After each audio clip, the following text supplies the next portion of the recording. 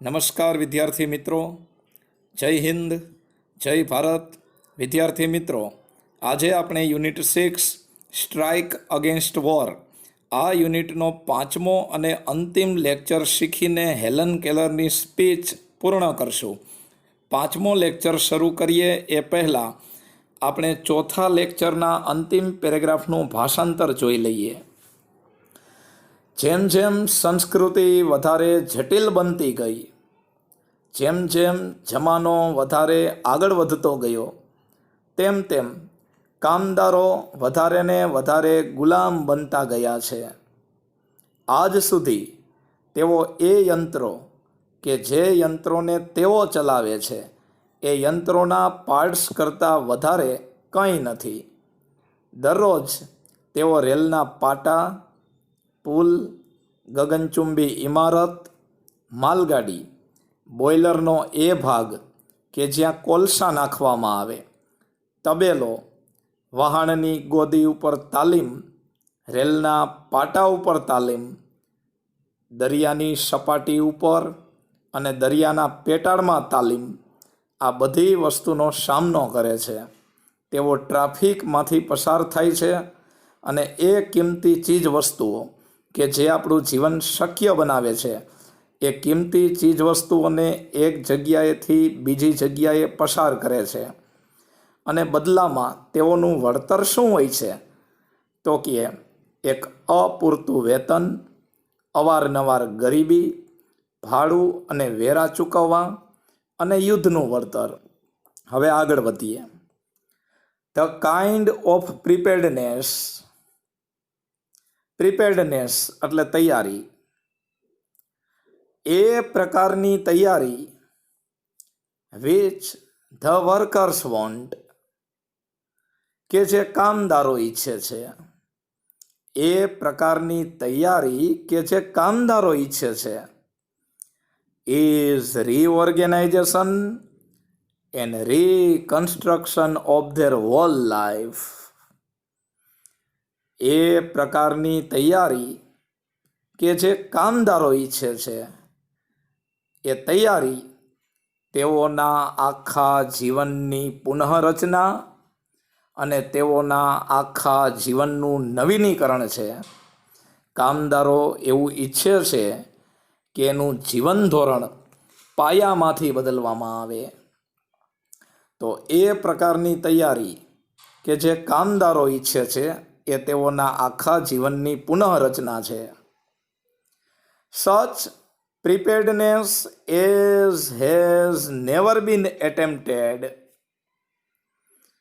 પણ આવી તૈયારીનો ક્યારેય પ્રયત્ન કરવામાં આવ્યો જ નથી. બાય સ્ટેટ્સમેન, રાજનેતાઓ દ્વારા, અથવા તો ગવર્મેન્ટ્સ, સરકાર દ્વારા. કામદારોના આખા જીવનને જડ મૂળમાંથી બદલી નાખવું એવી તૈયારી ક્યારેય કોઈ રાજનેતાઓ દ્વારા કે કોઈ સરકાર દ્વારા એવો પ્રયત્ન કરવામાં આવ્યો જ નથી. Germans found out years ago. German લોકોએ વર્ષો પહેલા એવું શોધી કાઢ્યું કે they could not raise good soldier in the slums.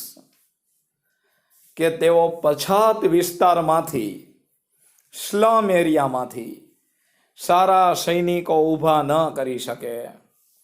German લોકોએ વર્ષો પહેલાં એવું શોધી કાઢ્યું કે પછાત વિસ્તારમાંથી તેઓ સારા સૈનિકો ન મેળવી શકે. સો they abolished the slum area. તેથી તેઓએ પછાત વિસ્તારને જ નાબૂદ કરી દીધો. એબોલિશ એટલે રદ કરવું અથવા નાબૂદ કરવું. કે જે વિસ્તારમાં લોકોને પૂરું ખાવાનું ન મળતું હોય એ વિસ્તારમાંથી સૈનિકો પ્રાપ્ત ન થઈ શકે એટલે તેઓએ પછાત વિસ્તારને જ નાબૂદ કરી દીધો. They saw that તેઓએ જોયું કે all people had at least few of essential of civilization. Essential એટલે જરૂરિયાતો અને એટલીસ્ટ એટલે ઓછામાં ઓછું. જર્મન લોકોએ જોયું કે all people had at least a few of essential of civilisation. German લોકોએ જોયું કે સંસ્કૃતિ પ્રમાણે, જમાના પ્રમાણે દરેક લોકો પાસે ઓછામાં ઓછી અમુક જરૂરિયાતની વસ્તુઓ તો હોવી જ જોઈએ, જેમ કે ડિસેન્ટ લોજિંગ, સ્વચ્છ આવાસો, ક્લીન સ્ટ્રીટ, સ્વચ્છ શેરીઓ, હોલસમ ફૂડ, સમતોલ આહાર, ઇફ સ્કેન્ટી ફૂડ. જો અપૂર્ણ આહાર હોય, અપૂરતો આહાર હોય તો પણ એ સમતોલ આહાર હોવો જોઈએ. પ્રોપર મેડિકલ કેર, યોગ્ય મેડિકલની સુવિધાઓ, proper safeguard for the workers, કામદારો માટે યોગ્ય સલામતીના ઉપાયો. કઈ જગ્યાએ? ઇન ધેર ઓક્યુપેશન, તેઓના ધંધામાં. તો જર્મન લોકોએ વર્ષો પહેલાં એવું જોયું કે દેશના દરેક લોકો પાસે ઓછામાં ઓછી અમુક તો જમાના પ્રમાણે જીવન જરૂરિયાતની વસ્તુઓ હોવી જ જોઈએ, જેમ કે સ્વચ્છ આવાસ, સ્વચ્છ શેરીઓ, જો અપૂરતો ખોરાક હોય તો પણ સમતોલ હોવો જોઈએ, યોગ્ય મેડિકલની સુવિધાઓ, ધંધામાં કામદારો માટે યોગ્ય સલામતીના ઉપાયો. That is only A small part. આ તો એક નાનો એવો ભાગ છે of what should be done, જે કાર્ય થવું જોઈએ એનો, કે લોકો માટે સરકારે કેવા કેવા કાર્યો કરવા જોઈએ. આ તો એક નાનો એવો ભાગ છે. It is your business. Business એટલે કાર્ય. તો ઇટ ઇઝ યોર બિઝનેસ, એ તમારું કામ છે two force this reform on the administration, કે વહીવટમાં આવા સુધારાઓ માટે દબાણ કરવાનું. એડમિનિસ્ટ્રેશન એટલે વહીવટ અને રિફોર્મ્સ એટલે સુધારાઓ. તો વહીવટી તંત્રમાં આવા સુધારાઓ આવે એના માટે સરકાર ઉપર દબાણ કરવું એ તમારું કામ છે. Let there be no more talk. ચાલો હવે વધારે વાત નહીં કરીએ. શેના વિશે? About what a government can do or can not do, કે સરકાર શું કરી શકે અને સરકાર શું ન કરી શકે એના ઉપર ચાલો હવે આપણે વધારે વાત નહીં કરીએ. ઓલ ધીસ થિંગ્સ, આ બધી જ વસ્તુઓ have been done by all the belligerent nation. આ બધી જ વસ્તુઓ યુદ્ધમાં ડૂબેલા રાષ્ટ્રો દ્વારા જ કરવામાં આવી છે. જે રાષ્ટ્રો યુદ્ધમાં ડૂબી ગયા છે, જે રાષ્ટ્રોનો સર્વનાશ થઈ ગયો છે, એવા રાષ્ટ્રોએ જ પોતાના લોકો માટે આવું બધું કર્યું છે.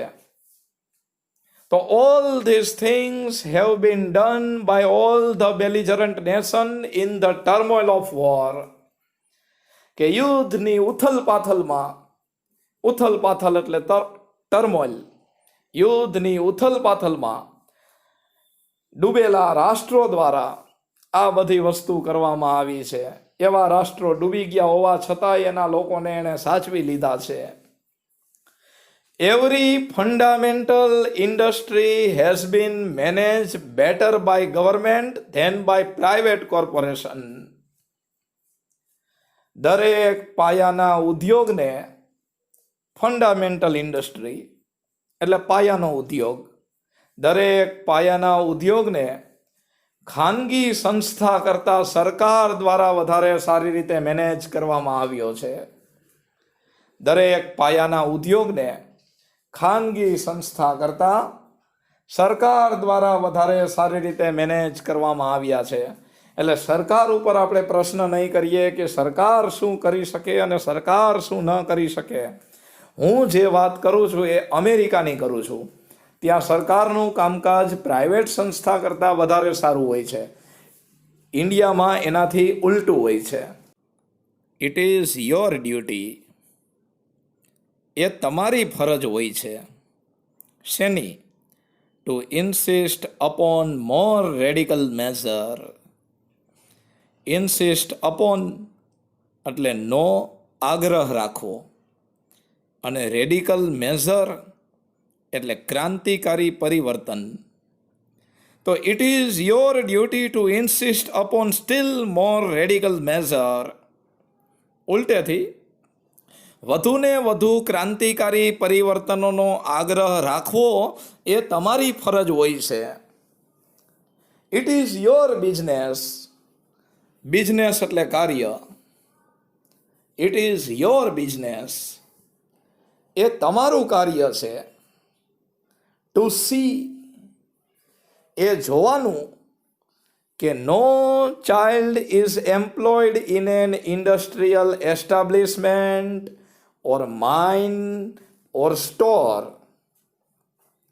એ જોવાનું તમારું કાર્ય છે કે કોઈ બાળક ઔદ્યોગિક વસાહતો અથવા તો માઇન એટલે કે ખાણ અથવા તો સ્ટોર એટલે કે દુકાન એમાં નોકરી ન કરતું હોય.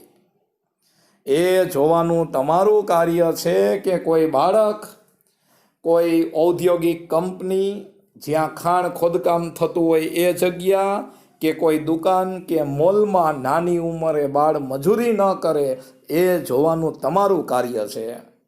And no work is needlessly expose to accident or disease. Expose એટલે ખુલ્લું પાડી દેવું, અને ડિસીઝ એટલે રોગ.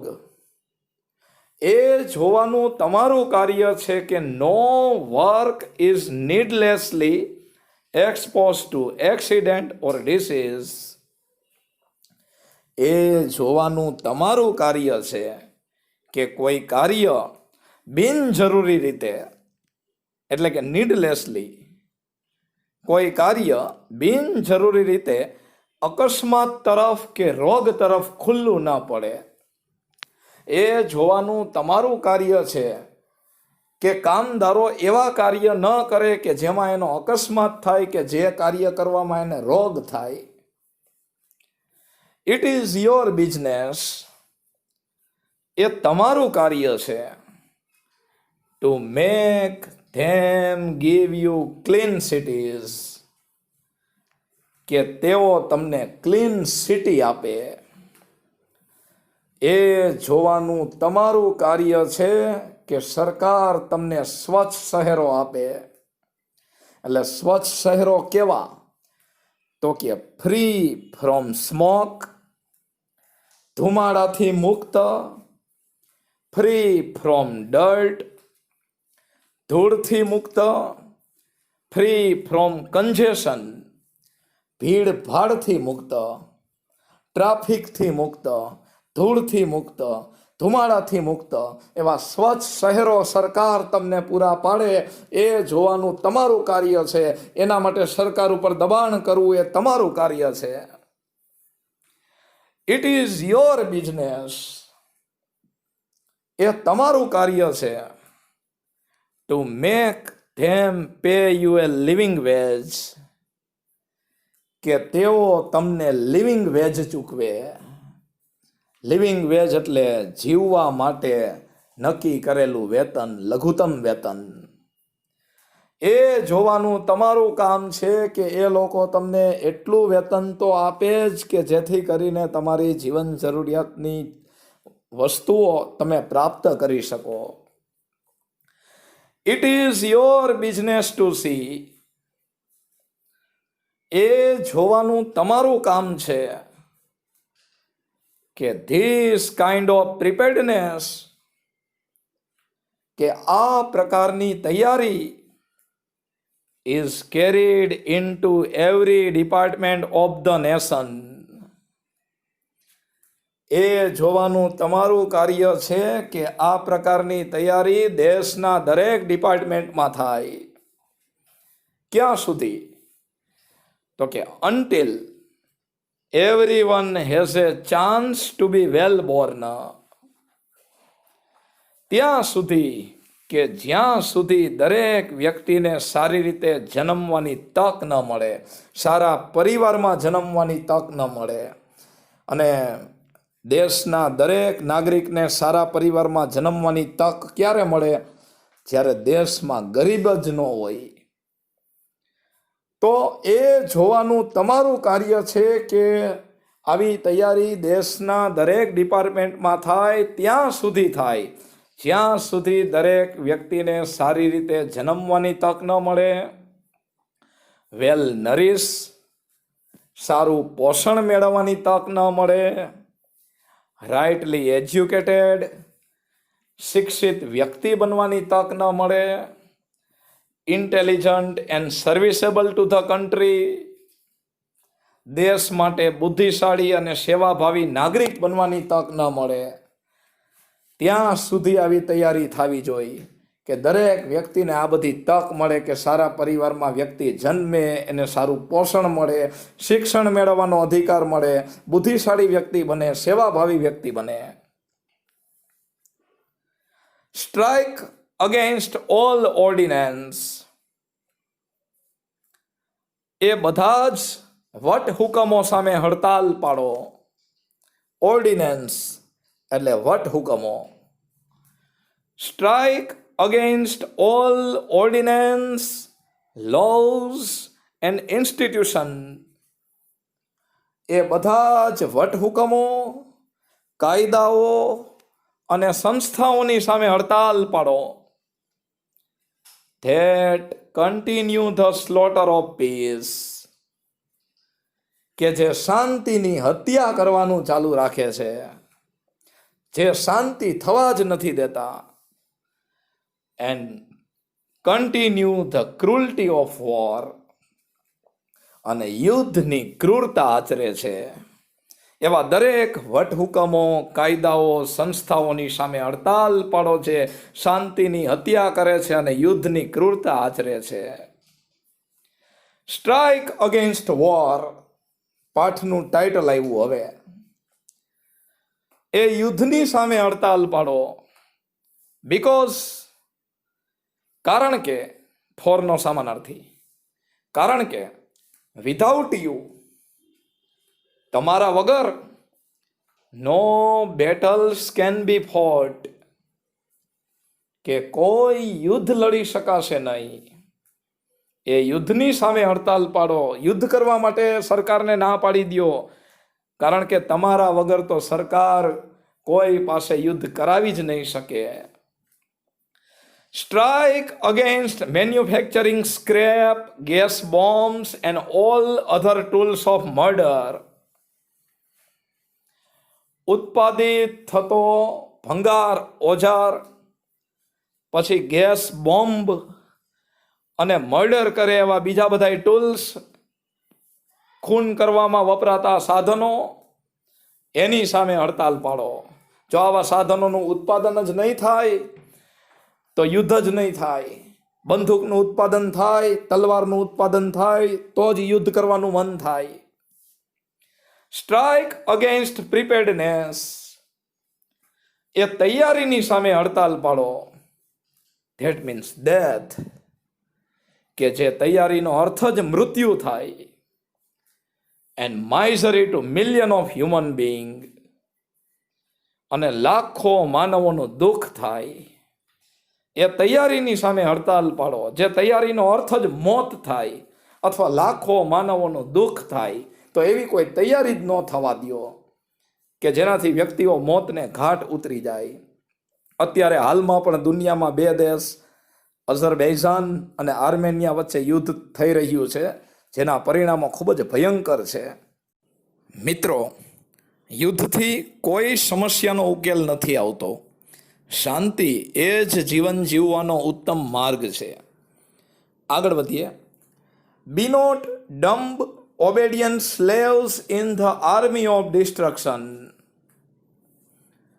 ઉલટેથી વિનાશકારી લશ્કરમાં મૂંગા અને આજ્ઞાંકિત ગુલામો નહીં બનો. એ લશ્કર કે જે વિનાશ તરફ આગળ વધતું હોય એવા લશ્કરમાં મૂંગા બેસી રહેશો નહીં, એવા લશ્કરમાં આજ્ઞાંકિત બની રહેશો નહીં. Be hero in an army of construction. જે રચના કરતું હોય, સર્જન કરતું હોય એવા લશ્કરમાં હીરો બનો. વિનાશકારી લશ્કરનો સાથ નહીં આપો. જે સર્જન તરફ આગળ વધતું હોય એવા લશ્કરનો સાથ આપો. એવા લશ્કરના લીડર બનો. એવા લશ્કરમાં જોડાઈને હીરો બનો. અગાઉ પણ મેં કહ્યું છે તેમ મિત્રો કે બધું જ આપણને આપણું ભણતર શીખવાડતું નથી. અમુક બાબતો સમજદારી ઉપર આધાર રાખે. કઈ રીતે આપણે જિંદગી જીવવી, કેવું વર્તન કરવું, કોને માન આપવું, કોને માન ન આપવું, સાચા વ્યક્તિને ઓળખવો, એ આપણી સમજદારી ઉપર આધાર રાખે. નહીતર એક ભૂલ પસ્તાવાનું કારણ બને.